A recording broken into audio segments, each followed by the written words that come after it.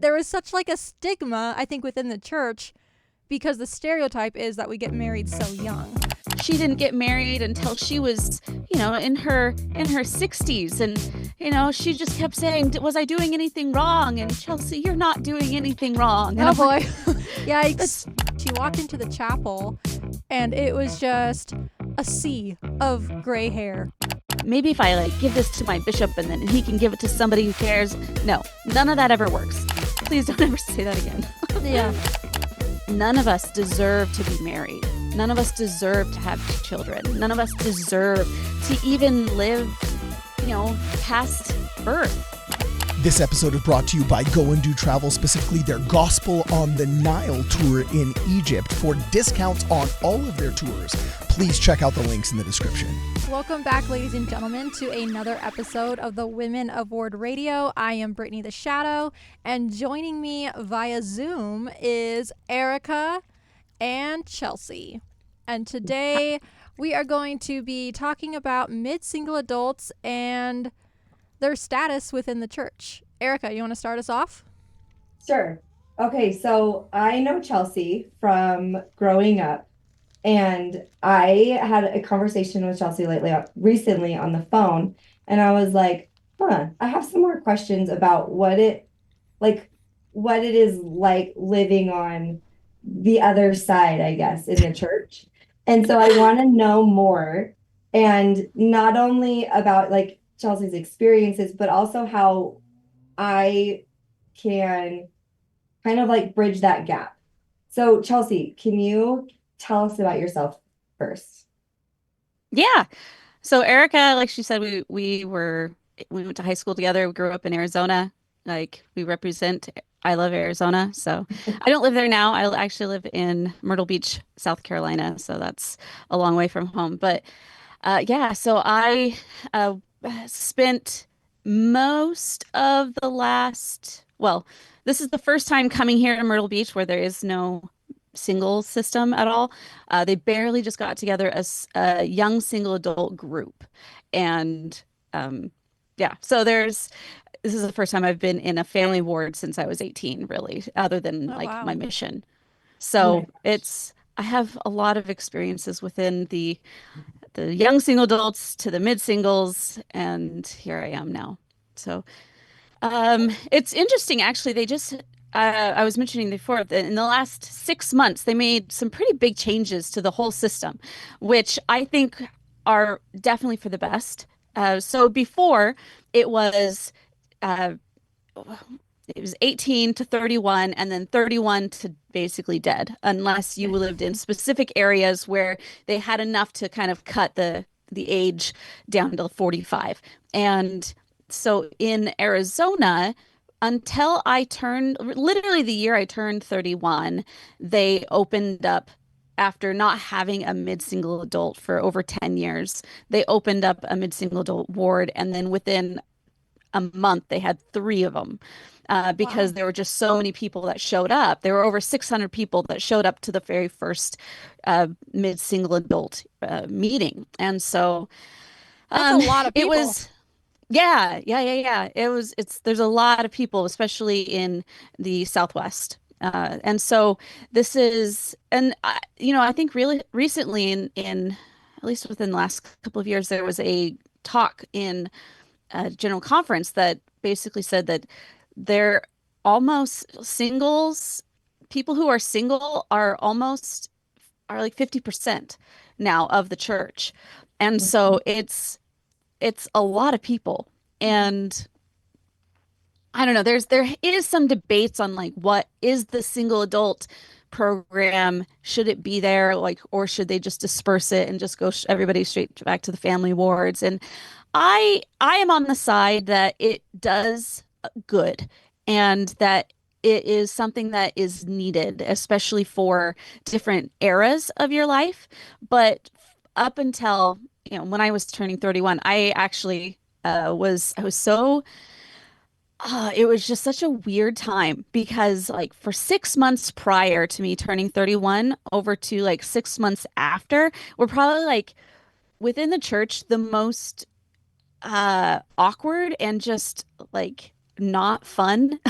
Like it was the only time in my life where I was like, I don't look forward or I don't want to go to church on Sunday because it was like, it was weird because people would just start like, it was nothing because anything in my life is changing other than like in a couple of months or recently my birthday is happening, but it was like other people would like point it out and be like, Mm. "Oh, but you're almost there," or "Oh, but you're like." It was just, it was so weird I get what you're that. saying. You feel like you're aging out of a system, and like on a small scale, like I kind of know what you're going through. I didn't get married until after college, and all the rest of my friends, my friend group, were married and living in married student housing. And I remember Mhm. graduating from college and being, I don't know, people would ask me like, "So, what are your plans now?" And I'm like, I don't know. Like, I guess I'm going to graduate and then I'll figure it out. But there was such like a stigma, I think, within the church because the stereotype is that we get married so young. So as you're approaching, aging out, what, Mhm. 31? Like, really? Right. And I was 23 when I graduated. So, So yeah. at 31, you were aging out of the YSA. Is that Yes. what it was? And then what? That's And what it then they was. just like kicked you out?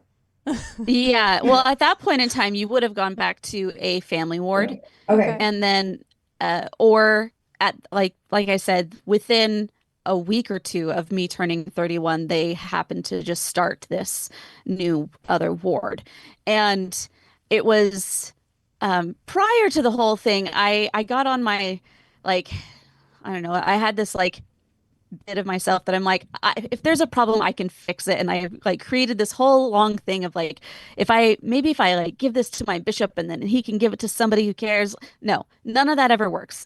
So major changes within the church or programs don't ever come from, the ground up, which is unfortunate. But um, I agree basically with some that.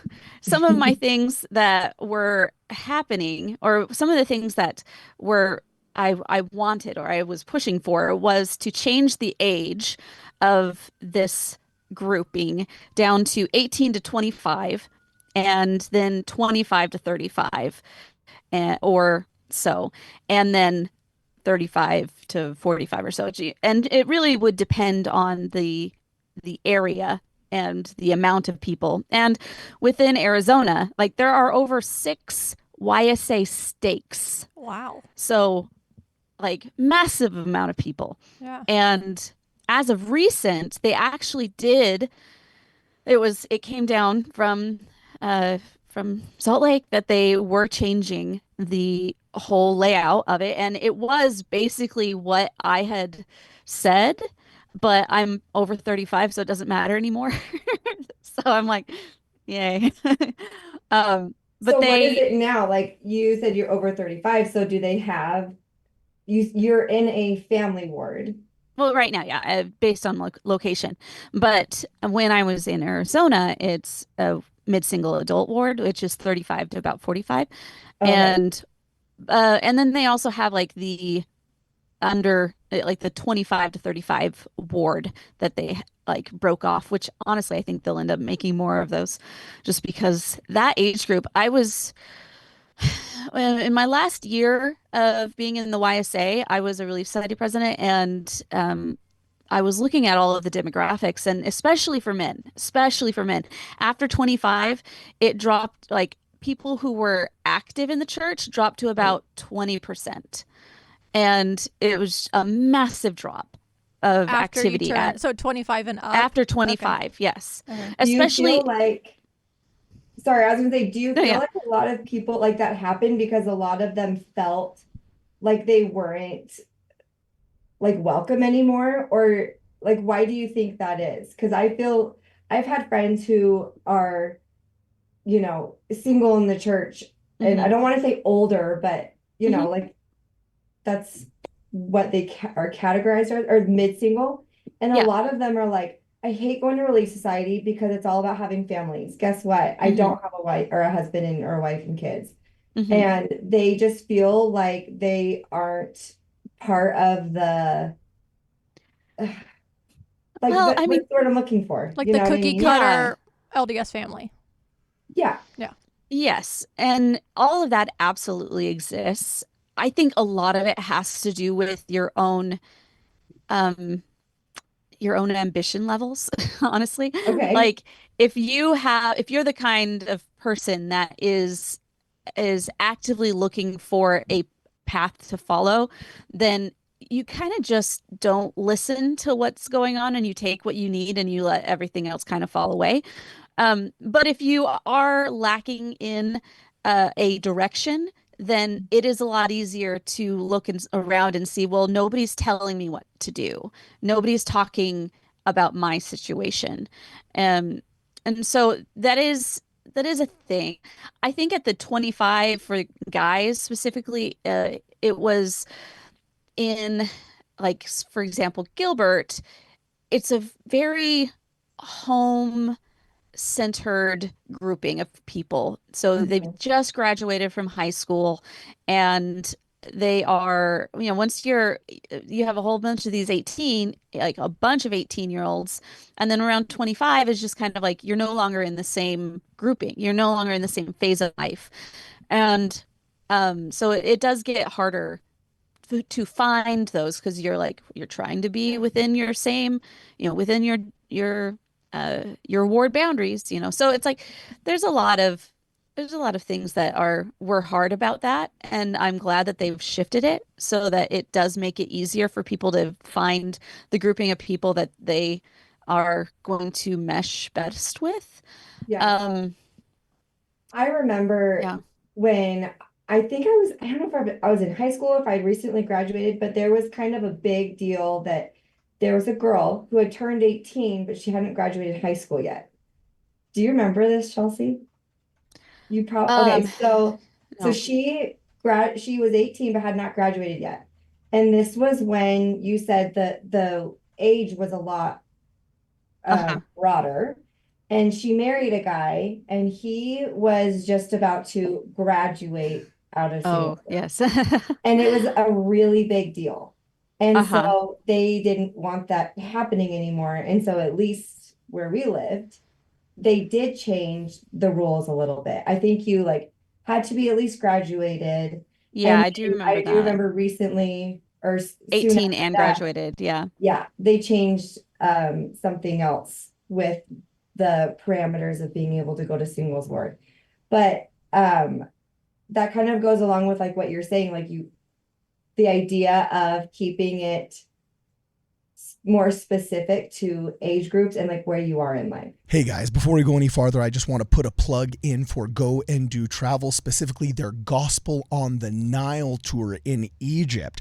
I just had a chance to take the tour myself, and let me tell you, it is amazing. The hosts are incredible. You got Greg Madsen, you got Bruce Porter, you got Brian Mickelson. They show you a phenomenal time culturally, but also spiritually and intellectually. They show you all the temples, all the sites, and they contextualize the Book of Mormon, the Book of Abraham, the Old and the New Testament in a way that you have to experience it yourself. So in order to help you in that process, I've included a couple of links in the description of this video. Use WardRadio 5 to receive 5% off all of their tours. But you got to check out Gospel on the Nile. It's an amazing experience. Check out the links in the description. Without any further ado, let's go. In areas where, like Arizona, where there's just so many, they have created these subgroups, which have been very helpful. Now, if you're coming anywhere else, literally anywhere else, they would now be 18 to 35, and Because they anything still have above enough that, people, right? right? Yeah. And 35 to whatever. So the where I'm now, they do have a mid singles, like I said, person who's in charge. Yeah. Whether or not that's a group or not, I'm not sure. I haven't been to anything quite yet because I've only been here about a month. But uh, yeah, they have like somebody who's in charge, but I don't know exactly what that is yet here. Yeah. But I know that everywhere you go, it's basically 35 and up. And I mean, and Yeah. up. And So, that's what I've heard. I yeah. think that's what it is around here is 35 and up. Um, Hmm. I have a person I know who wanted to go to this single adult fireside or conference, something. And so she grabbed her friend and she's like, yeah, it's for 35 and up. So they go, and she said she walked into the chapel and it was just a sea of gray hair And she was like, oh, I think I'm at like the wrong one. Like, or I got the time messed up. So she said she went outside and asked someone, and they're like, oh no, this is it. And it was like her and her friend, and then like a bunch of elderly people. And she was just like, no.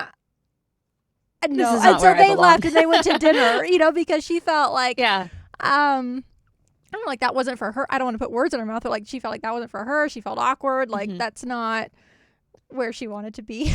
But like I don't know. And I think then it also, goes into, well, why are you single because you've never been married? Are you divorced? Are you a widow? I think there's like so many different things that can go into it too.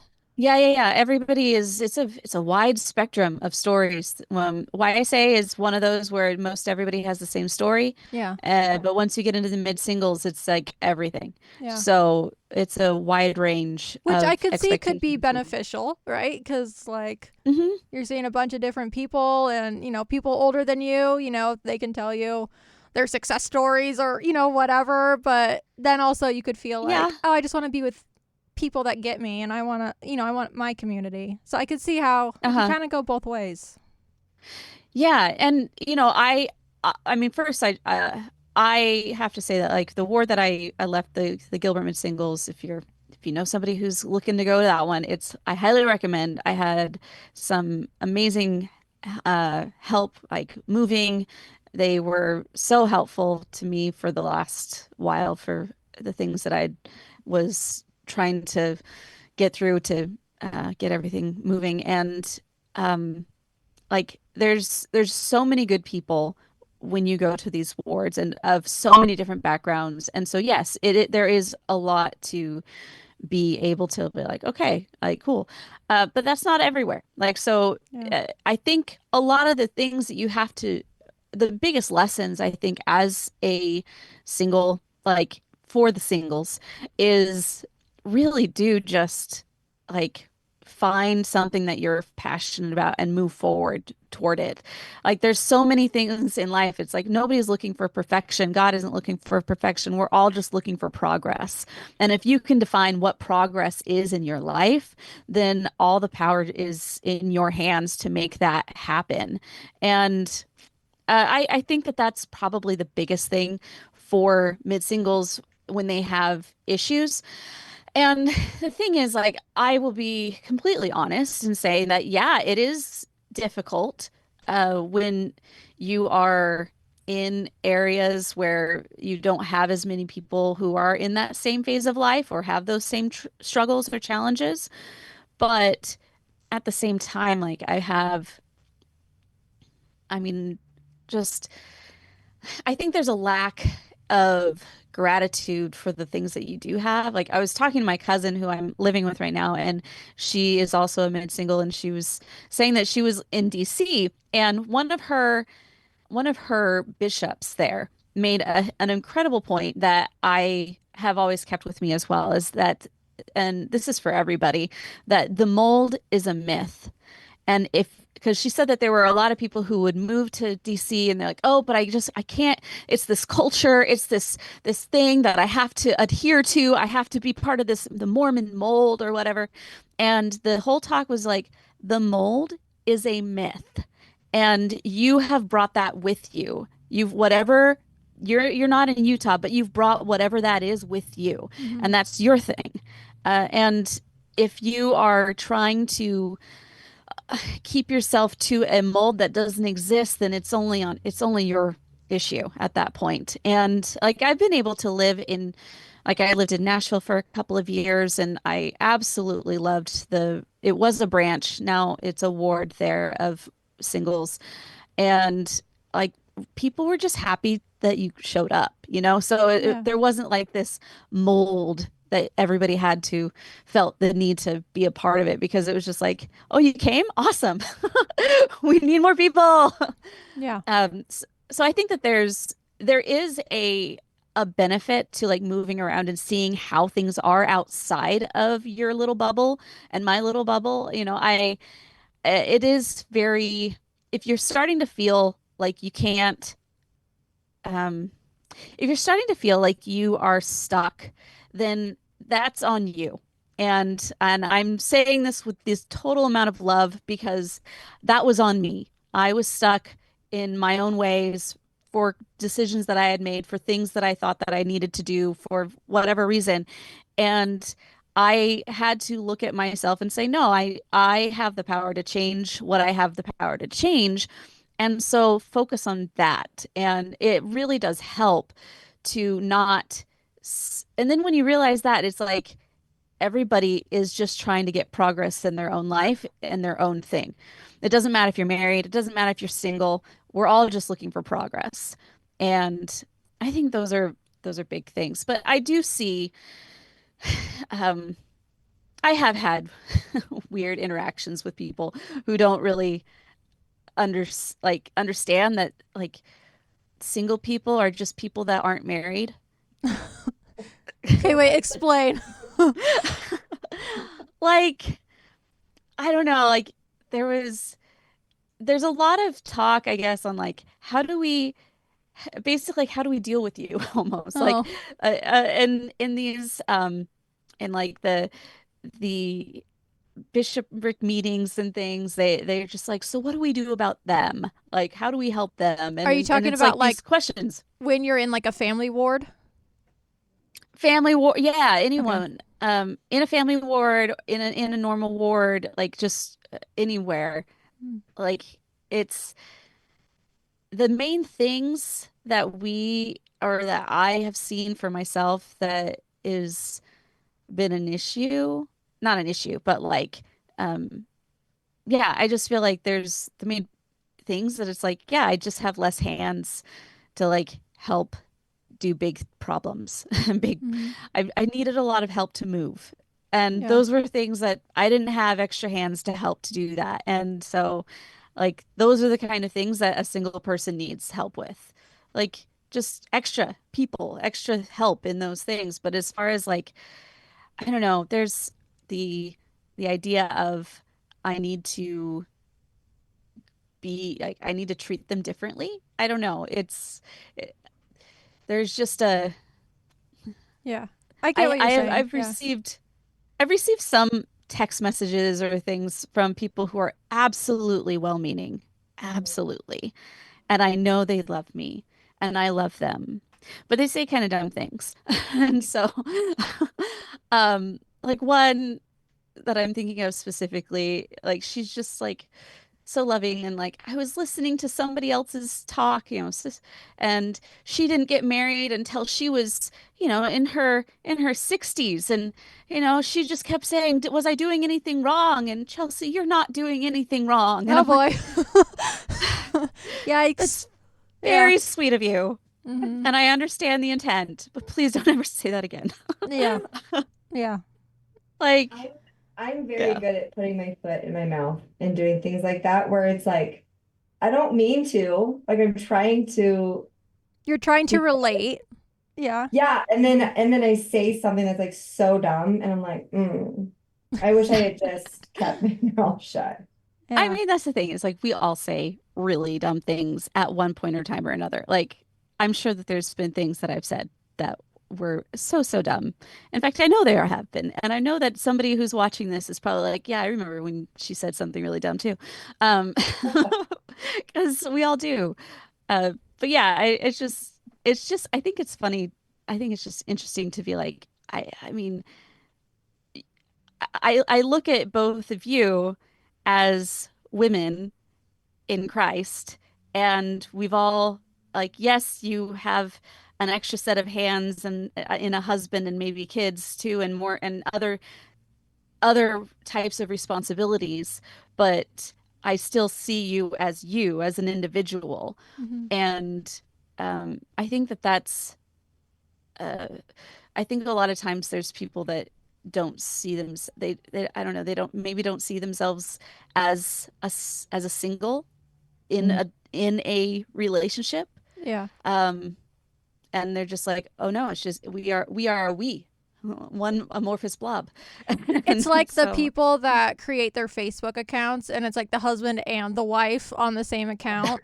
And I'm like, and then it's right, like their birthday pops up. I'm like, well, who do I say happy birthday to? Because you're both on this account. Like, have your own Yeah. account, you know? Yeah, I get it. Yeah. I do agree. I do have friends where I'm like, you can do stuff without your spouse. Like it Yeah. is hmm okay to have your own interest or do something without them. But Yeah. so Chelsea, when you're in like a lesson and they talk about like the plan of salvation, because that's what I've heard the most that singles have brought up to me as far as like it's awkward when they're talking about like the plan of salvation. So how do you appreciate it being explained at this point in your life? I mean, I understand the plan of I don't exactly know what they think is awkward about it. I mean, we came Mhm. and God sent Jesus Christ to atone for the sins, then none of us deserve anything. Um, None of us deserve to be married. None of us deserve to have children. None of us deserve to even live, past birth. Like there's children that die like right away. And then there's people who end up living huge long lives and they didn't deserve that. None of us deserve anything. There's like I mean, I the worst types of examples of that I can think of is like children who are abused by somebody, and none they didn't deserve that.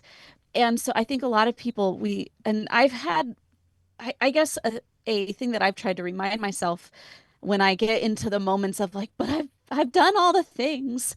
Um, and it's just like, well, do you deserve something for that? Like, like no, nobody deserves anything. And like the fact is, we don't even deserve the atonement. But the fact is, we get it, and that's the biggest thing to have joy about, to look toward, and to be aware of, and to spread that that knowledge and also just that help around, because when we think of the atonement and the fact that we're able to in all things are made right through Christ and through his atonement, everything that was unfair in life will be made right. And so it's like, why am I there is no deserve, so I should I mean, I can work toward the things that I want. I can do all the things that I want to do, but I doesn't mean I deserve to. Um, so I don't I don't know why the plan of salvation would be awkward, other than they're like, oh, I think that they're misrepresenting or okay, yes, we are in families, but yes, I have a family. I Mhm. have parents, I have siblings, and I also like we are in a church that believes in baptizing after the dead, in sealing families after they're gone. I don't I don't live in and I was talking to Stephanie about this not a bit ago, but she was saying like I don't live in a religion in a world mind view. Yeah, I don't the doctrine that I believe does not leave people behind. Yeah. Yeah. And so just because it doesn't like a couple things don't happen here, it's like what? My sister has Down syndrome, and there was there's there's one time where we had like all of the families. I'm the youngest of six kids. She's right above me, and all four of the older ones have married and they have kids, and so we have like their wedding pictures or their family pictures on the wall as you were walking by. And my mom at the time said that she was talking to her, and Marissa was like, "Oh, when I get married, I'm gonna have this." And my mom didn't really know what to say because she was just like, oh, don't say that, don't leave me, like just trying to change the subject a little bit. And then Marissa was just like, but everybody else gets to get married. Hmm. And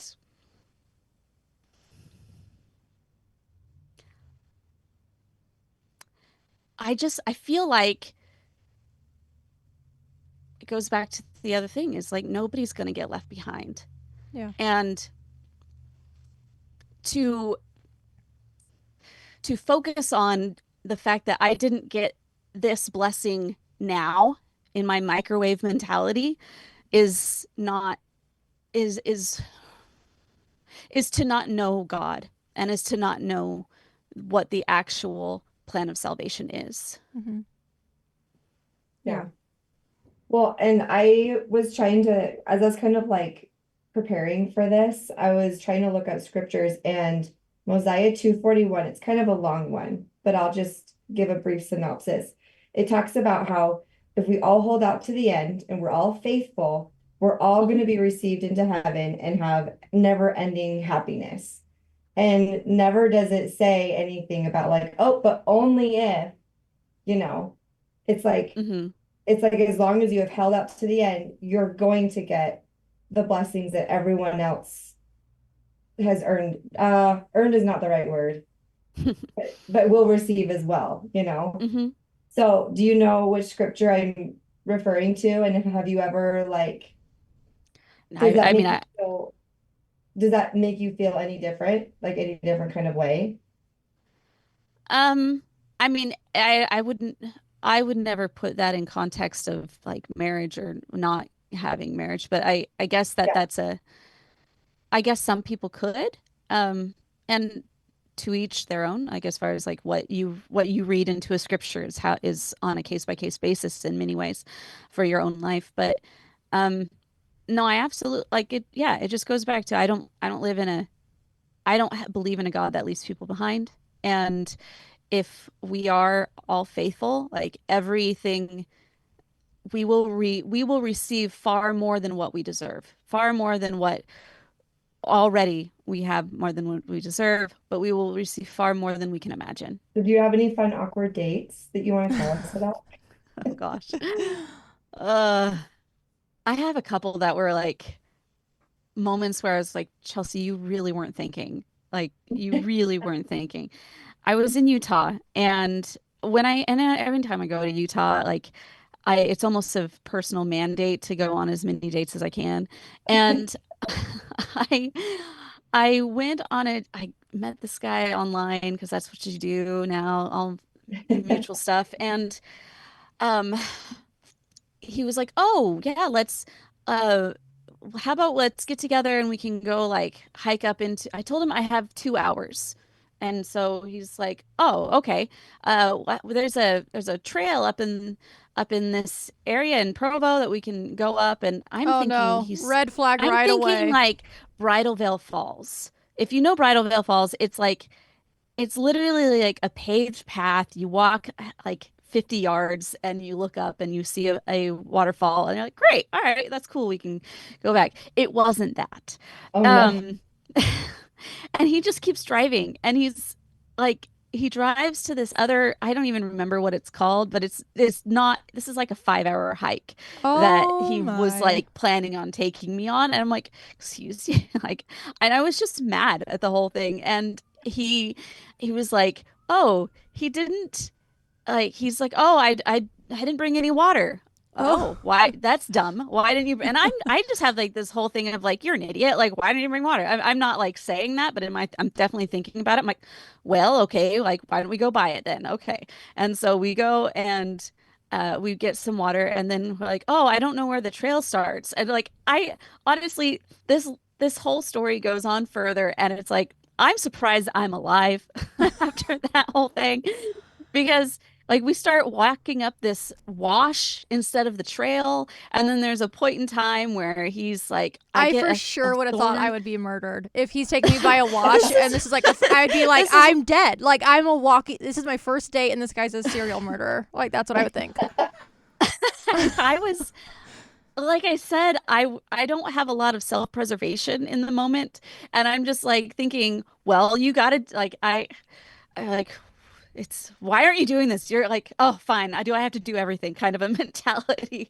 And so we're like walking up this thing and I wasn't told that we were like hiking. So I was wearing like water moccasin type things. So they're not like hiking shoes at all. And I get a thorn in one and Oh, it's like thick. Oh, And so he's like, "Oh, I can get that out for you." He pulls out this like Bowie knife and he's just like he's like, "Oh, let me get it." And it wasn't until that moment where I was like, I'm alive. Let's go home now. I am so stressed out right now for your past self. Like, I am like, I know. what is happening? I know. Did he bring a trash bag and ropes too? Like, what? Did you say, yes, I'll meet you at 2:30 a.m. in the industrial zone where you can't hear my screams? Like, what?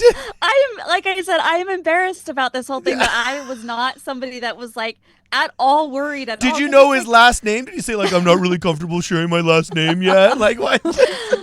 Oh, I don't remember those details from right now. I just remember like, Chelsea, Did you're an he idiot. offer you any drinks with a cloudy substance in Okay, it? no, this is the No, kind he of did not. date where I would have taken my car keys and you stick your key. I learned this from like a self-defense class or something. I don't know. Probably Young Women's like eons ago. But you stick your key like in between your knuckles. So if you have to punch someone, you also they also get a key. Have you guys heard that? Well, yeah, and then also Oh. if somebody tries to do that to you, just grab the keys and squeeze, and then they let go because they're afraid. I'm sorry, babe, if you think that a bunch of keys are going to help you.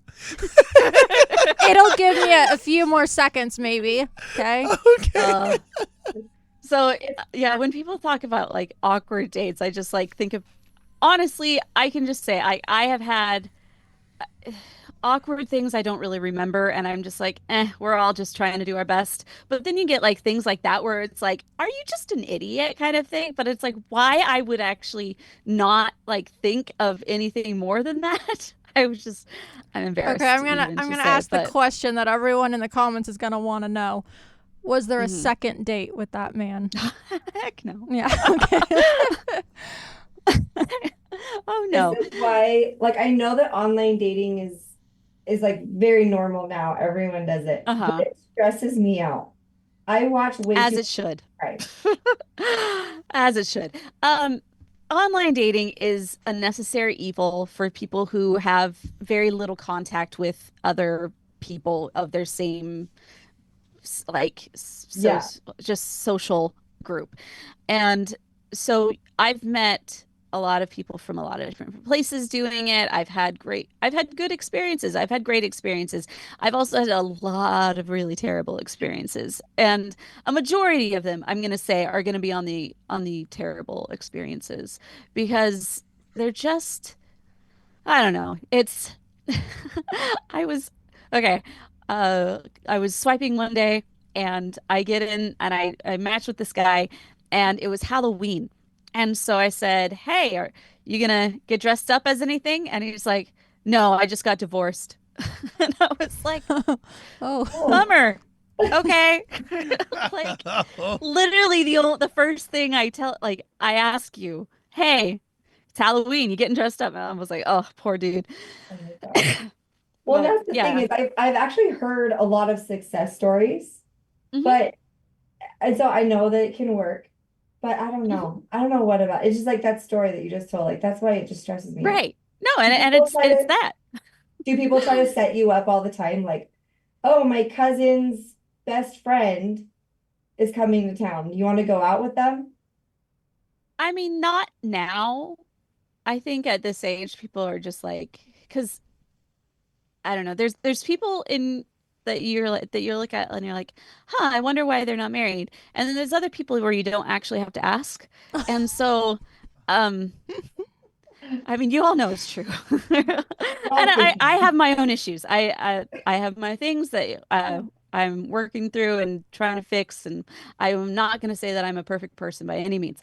But it's like there's things that it's like I just feel like there's a lot of people nowadays that are less inclined to just, oh, he's single, you're single, you should get together.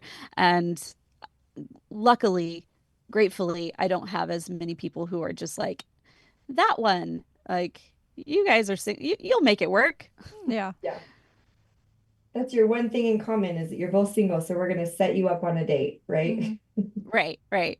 Because obviously that's the only thing that's missing in your life. So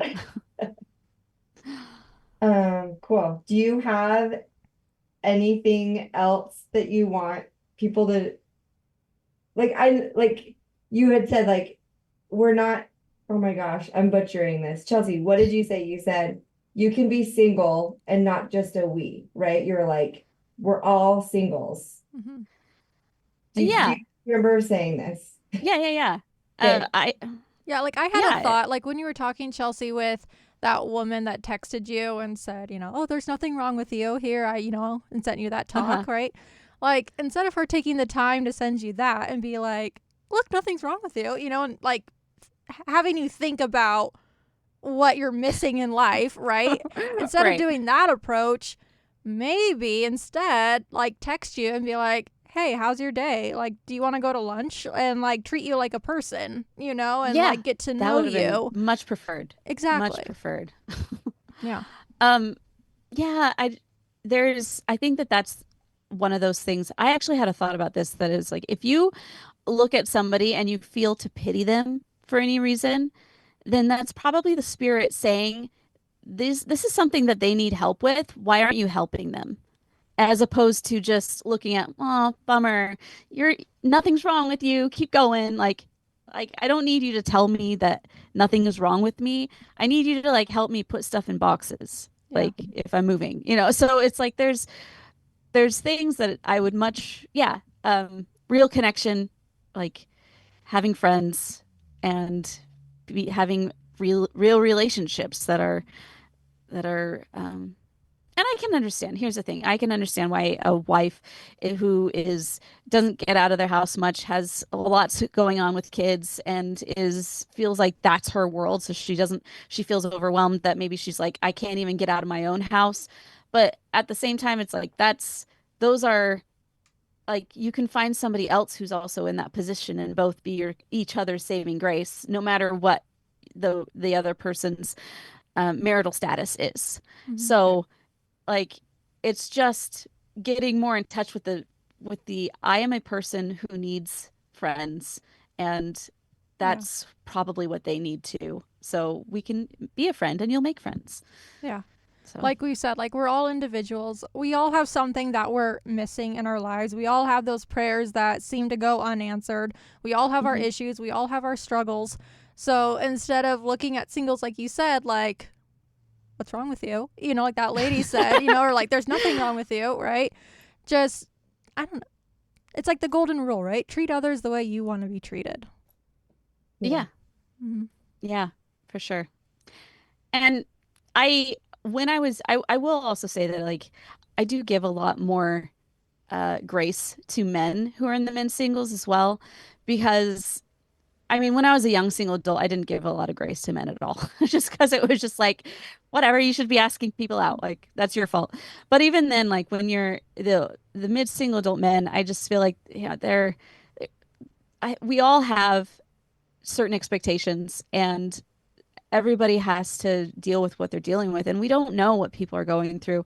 And so it's everybody has their cross to bear. Everybody has their thing that they're going through. And so I'd like to, just be like, it's not just women, it's men as well. Like, so if you're a guy that's married and there's a single guy, go, you can also play, be friends with them too. People need connections. Well, I just want to say I'm glad to be here with you guys. It's lovely. And see Erica again is always wonderful. And then also to meet you, Brittany, is great. And Cardin, good to finally see you and talk to you. Thank you. Thank you Well, so thanks much for coming on, and I'm sure there were a few little moments where you were like, Erica, that was dumb. You shouldn't have said that. But Never, not once, Erica. I appreciate And your even input. if you might have thought it, I definitely didn't notice anything. So Good. I have a terrible dating hiking story. So I went to BYU, Idaho, and I got asked out by this guy. And he was Canadian and super outdoorsy. And at the time, I was not outdoorsy at all. And he decided we were going to go on a hike and have a picnic. And I was like, okay, sounds really fun. And I totally lied. So anyway, so we go on this hike. And it's like waterfalls, and it's at night too. Like, we went into this like sunset hike, right? So he leads me to this ravine where a log is over the ravine. Okay. And it's a waterfall is underneath this ravine. Okay. So it's wet, and he goes across the log, and it's only like, I don't know, 4 or 5 feet. It's not terribly long. So he crosses and he's like, okay, your turn. And I'm like, okay, like I'm terrified. So I start going across this log and I slip at the very end. And so I'm like holding on to this log. I don't know how far this ravine is, and I'm holding on, and he has to like lift me up. And I just remember thinking like, no one would have known what happened. Like, you probably would be in jail because people are going to think you murdered me. Like, I fell in the ravine. Anyway, so that was terrifying, and there was not a second date. So, yeah. Just want to share that with y'all. Hiking dates. When we were talking about, like, the age differences before that all changed, I went to a YSA activity, and my sister's ex-husband was there. Ugh. They promptly left. Oh, wow. So weird. That would have been awkward. It was. Ugh. Okay, sorry. Thank you for joining us on another episode of the Women of Word Radio. Let us know in the comments, do you have any awkward dating stories? Were you yourself almost killed on a hike, or did you almost kill someone on a hike? Let us know. We can't wait to read them. For this and more, check us out at wardradio.com.